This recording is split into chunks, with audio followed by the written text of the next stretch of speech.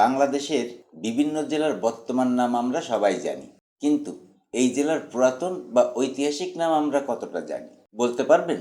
মুন্সিগঞ্জের পুরাতন নাম কি, চট্টগ্রামের পুরাতন নাম কি? এমনই 10টি মজার প্রশ্ন নিয়ে আজকের এই কুইজ সাজানো হয়েছে। দেখি 10টির মধ্যে আপনি কয়টি সঠিক উত্তর দিতে পারেন।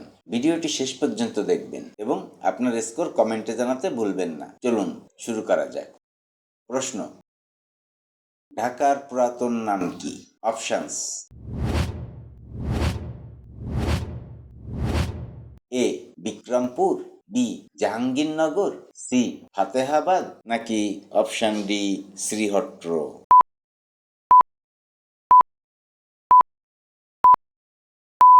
সঠিক উত্তরটি হবে অপশন বি জাহাঙ্গীরনগর। 1610 সালে সুবাদার ইসলাম খান ঢাকাকে প্রদেশের রাজধানী করেন এবং সম্রাট জাহাঙ্গীরের নামে এর নামকরণ করেন জাহাঙ্গীরনগর।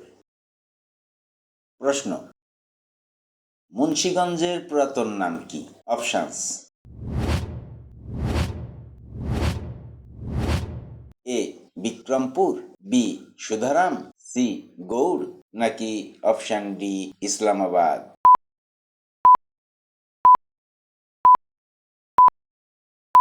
সঠিক উত্তরটি হবে অপশন এ বিক্রমপুর। বিক্রমপুর ছিল প্রাচীন বাংলার একটি বিখ্যাত জনপদ ও সেন বংশের রাজধানী। পরবর্তীতে প্রশাসনিক কেন্দ্র হিসাবে মুন্সিগঞ্জ নামটি প্রতিষ্ঠিত হয়।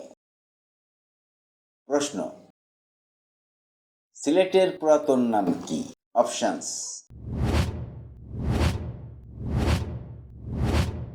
এ শ্রীহট্ট, বি ত্রিপুরা, সি চন্দ্রদ্বীপ, নাকি অপশন ডি নাসিরাবাদ?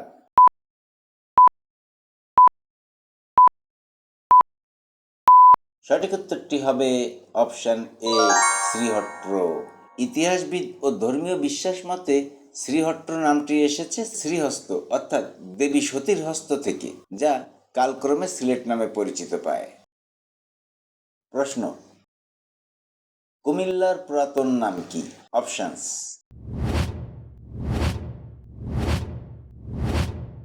এ জাহাঙ্গীরনগর, বি বিক্রমপুর, সি গৌড়, নাকি অপশন ডি ত্রিপুরা?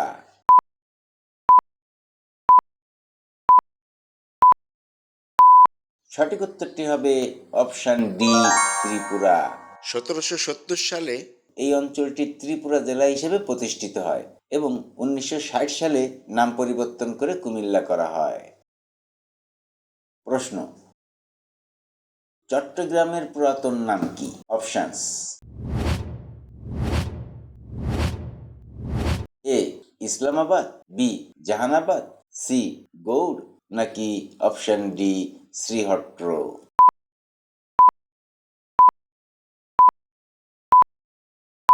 সঠিক উত্তরটি হবে অপশন এ ইসলামাবাদ। 1666 সালে মোগলরা চট্টগ্রাম দখল করার পর এর নাম রাখে ইসলামাবাদ, তবে স্থানীয়ভাবে চট্টগ্রাম নামটি বেশি প্রচলিত ছিল। প্রশ্ন: ফরিদপুরের পুরাতন নাম কি? Options: A Fatehabad, B Gaur, C Srihatta, নাকি অপশন ডি ত্রিপুরা?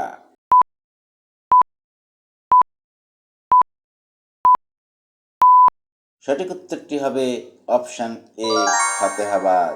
মুঘল আমলে বর্তমান ফরিদপুর অঞ্চল ফাতেহাবাদ নামে পরিচিত ছিল। পরবর্তীকালে প্রখ্যাত সুফি সাধক শাহ ফরিদউদ্দিন রহমতুল্লাহি আলাইহের নাম অনুসারে এই অঞ্চলের নাম ফরিদপুর রাখা হয়। প্রশ্ন: ময়মনসিংহের পুরাতন নাম কি? Options: A Gaur, B Bikrampur, C Nasirabad, নাকি অপশন ডি চন্দ্রদ্বীপ?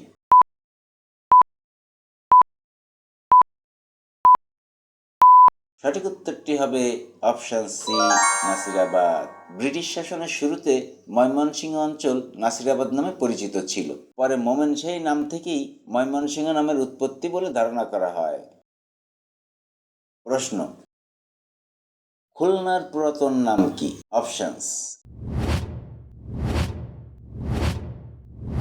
এ খলিফাতাবাদ, বি জাহানাবাদ, সি গৌড়, নাকি অপশন ডি সুদারাম?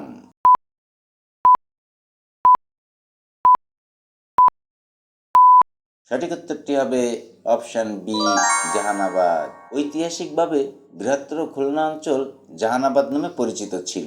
জাহানাবাদ থেকে খুলনা জেলা পৃথক হয় 1882 সালে। প্রশ্ন, গাজীপুরের পুরাতন নাম কি? অপশনস: এ ত্রিপুরা, বি গৌড়, সি ভাওয়াল, নাকি অপশন ডি ইসলামাবাদ?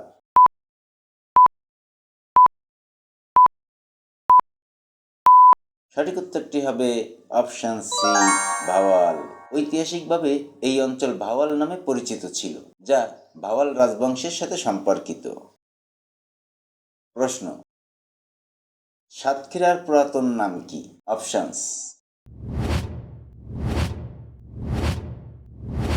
এ গৌড়, বি ফাতেহাবাদ, সি ইসলামাবাদ, নাকি অপশন ডি সাতঘরিয়া?